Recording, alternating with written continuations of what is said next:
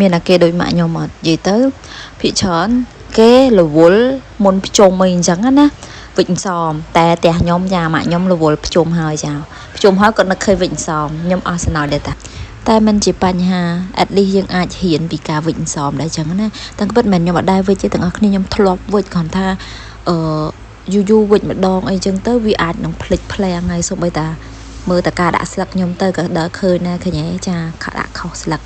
ប្រហែលថាយើងត្រូវក្លាប់ស្លឹកនឹងមកវិញអញ្ចឹងតាក់ទងជាមួយនឹងបត់ស្លឹកនៅពេលដែលយើងត្រូវការចងសមហ្នឹងក៏យើងត្រូវមាន